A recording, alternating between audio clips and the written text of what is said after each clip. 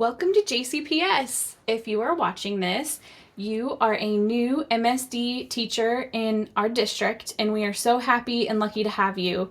And I'm really hoping that this short session will offer you some background knowledge and connect you with some resources that hopefully will help you as you get started with us. My name is Sarah Tinker. I'm the Low Incidence Consultant for the Greater Louisville Education Cooperative. You will most likely hear it called GLEC, but that's what GLEC stands for. Before we do anything else, I would love it if you could use the bit.ly that's right here or the QR code to connect with these slides, because there's going to be a ton of links that you're going to want to use and have access to. So, and if you have trouble with that, you can always email me, and my email address is going to be at the end. But let's get started. So my goal today is to try to increase your knowledge and understanding that there are building level supports for you as an MSD teacher, as well as district level supports for you. And then really just give you access to a ton of resources at the end so that you have some things ready when you need them. This is just my hopefully helpful reminder. This is being very vulnerable. This is a picture of the classroom I walked into when I first became a teacher in this district. And I was incredibly overwhelmed by how much I had to do and how much I didn't know. As well as there's a little bit of a humorous video.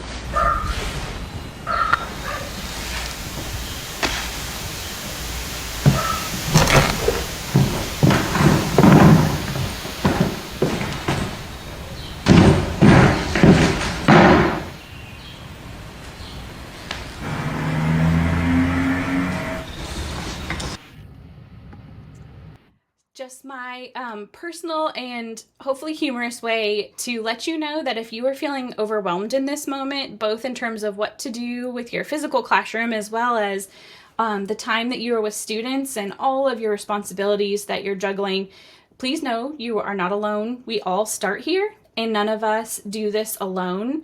And this is really easy for me to access as far as a memory. So please know that this is normal, that feeling, and you are not the only one that feels that way. As well as another, I guess, more data-driven way to remind you that you aren't alone is that while you might be the only MSD teacher in your building, or at most one of a team of 3 or 4, there are a lot of us here in the district. At the start of this school year, there were actually 220 MSD and autism classrooms across the district. And you can see the breakdown here as far as elementary, middle, and high. And this is just to remind you, again, that there's a lot of us here. You're not alone. Our students are the best. And there's lots of opportunities to network and get to know your fellow teachers. We'll be able to provide some resources and support too.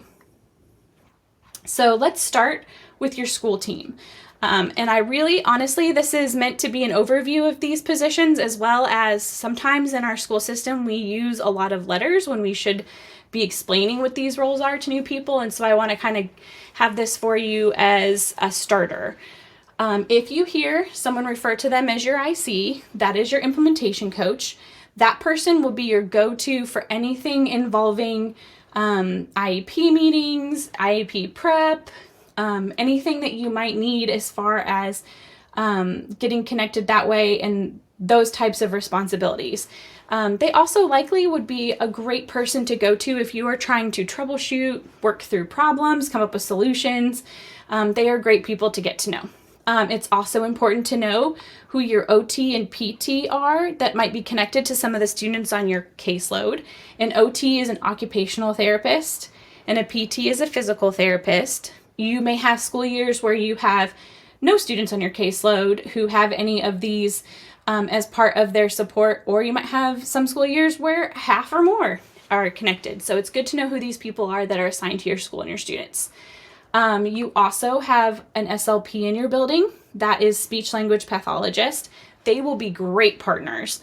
And again, there might be a couple students on your caseload that have minutes with them, or there might be a lot more than that, but you can also bounce ideas off of them, ask them questions or advice.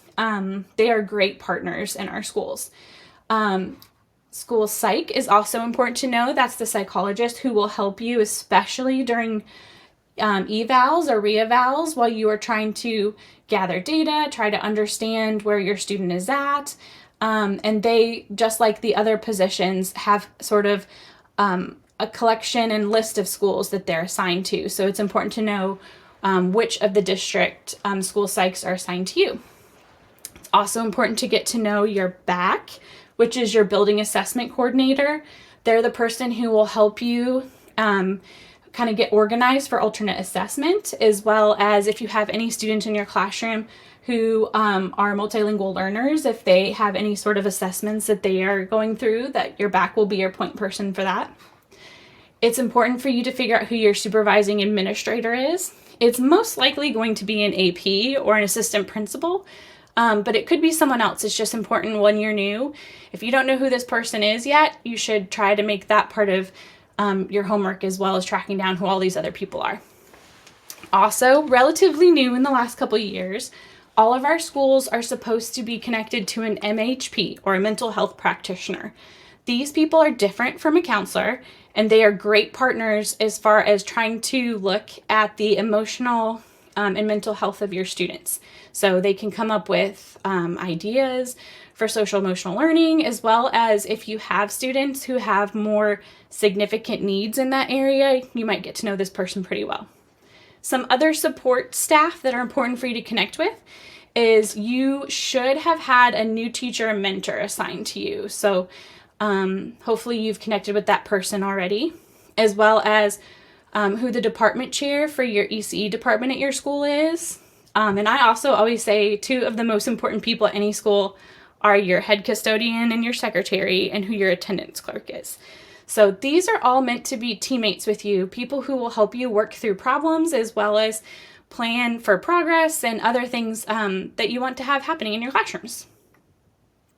You also have a ton of district support, and these are just 4 that it's important to know who they are, but there's plenty more, believe me. But first, the first 3 that would be great for you to get to know are your MSD supervisors.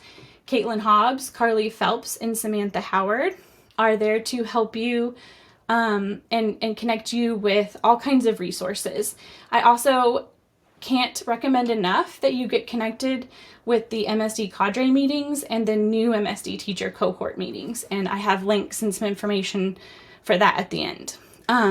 Also of equal importance is Jacqueline Wheatley, who is our ECE professional development supervisor, because we have a lot of trainings that we need to take care of. And sometimes it can be hard to keep track of all that, especially when you're new. And Jacqueline has this incredible website, which is linked here, that'll help you sort out what you need to do and also what's available to you, because we also offer a lot that isn't necessarily required, but it's available if you would like it, or if anyone that you work with would like it. And then just to kind of give you an action plan for a couple of things to concentrate on, because when you're new, it's easy to get overwhelmed with everything you think you should be doing and have a hard time focusing. So the big 4 that I would put first are routines, IEPs, content, and relationships. Routines will save you the rest of the school year. There is a difference between procedures and routines. Procedures, think about that in terms of it's the process for how you're going to carry out specific activities, but when they truly become useful is when you have turned those procedures into routine in your classroom. So you have practiced all of those procedures over and over and over again, so that the students and other adults in your room can predict and anticipate what's going to happen in your classroom every single day. If you do this, students are more likely to be engaged, and they're less likely to be doing the things that you don't want them to be doing. It can be hard to establish these, so I've kind of tried to give you 2 helpful things. A list of common examples. These are all very common in our MSD rooms, although this is not an exhaustive list. There's a ton more you could focus on. But what I would do is create a list that you want in place in your room and prioritize them in order of importance, whether that because of things that are going on or things that are important to you. Try to be intentional and use visuals, and then adjust and brainstorm when there's issues. The second big thing is concentrating on some sort of organization system for your IEPs. These are a roadmap and they're a non-negotiable. So it's helpful if when you first start, create some kind of tool. And if you need help doing that, I can do that or someone else can do that. But keep some way to keep track of goals, dates, data, all those kinds of important information about the students in your room and their IEPs. Then making sure you're prepared for ARCs. Again, that person you're building your IC can help you with that. As well as here is linked a helpful ARC checklist for how to make sure you're prepared for a meeting. And it also at the end has a helpful list of terms in case you're struggling with any of that. Honestly, a key part is just be willing to ask for help. Don't be embarrassed or hesitate because all of us were new at some point. And honestly, you can be 10, 20 years in and have some kind of situation that you need help with. So please don't be afraid to ask. Content. This can be another overwhelming area. It is okay to start simple. And the two things that I would use to start simple are the standards that you're responsible for teaching. And there's a link here. If you need help breaking those down, ask for help with that. But this is access to just kind of an overview of all the alternate standards. And then it's okay to just also use News to You in combination with this in our unique learning system. This is something that all JCPS teachers who are in our MSD classrooms have access to, and we can help you get connected through your MSD supervisors to how to use that and how to get connected. There's also a link, so this is the main link for that website, but then here's also a link to the teacher toolkit that has lots of helpful tips and trainings that you might want to access. And honestly, collaborating and networking with other teachers, figuring out what other people are doing is incredibly helpful. And then finally, the big one, relationships. If you're new, concentrate on relationships. Relationships with students, with parents, and other staff that you work with. I cannot tell you how many difficult situations I have been able to navigate through because of strong relationships. They will save you and build good things for your students every single time. And then here is that resource page. A couple of these are repeats, but it's good that it's all in place because no one does it alone. So this link right here is that link to the ECE professional development page. So it'll give you all kinds of lists and ways to get connected. Here is a big one. This is the MSD Hub.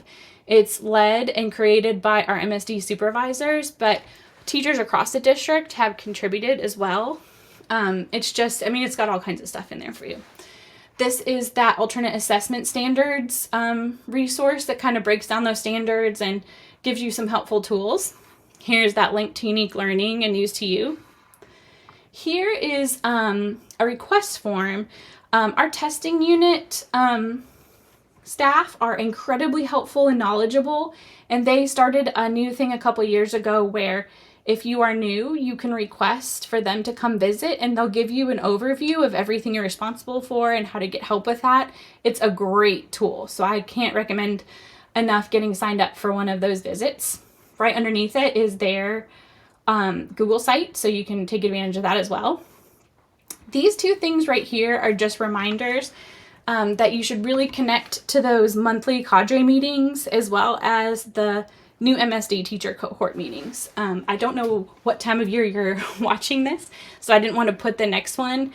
Just know that each of these, one happens monthly, one happens 4 times a year, and when they are scheduled, they're offered at 2 different times to help with whatever your school schedule is. Here is a great website that has everything you could possibly need to know about post-secondary information in our district and all kinds of helpful links and resources. This right here under there is an acronym dictionary that might be able to help. This other one is a new MSD teacher survival guide that the MSD supervisors put together that's helpful. And then as well as here's a link to the GLEC website in case you need that too. I don't want to make this video too long, but you will have access to these slides. And this is just a really helpful video where it is a collection of examples across the district of great things and great ideas happening in our classrooms. So kind of that reminder of we all start with those bare classrooms and feeling overwhelmed, but that's not where we end up, and it's not where you're going. We all start at the beginning, and thanks to collaboration and lots of resources, we can help each other create really great things for our students. Here is a Google form link. So in addition to everything else I've offered so far, also as well as emailing me, if you would like to use this and access this to request other types of help or support, feel free to do that. I'm going to check it pretty regularly to see if there are new requests or anything else from our new teachers. And then here's me and my contact information. So I appreciate you listening to this. I'm so happy you're here. Being an MSD teacher in this district is a great job, and we're very lucky and happy that you've joined us.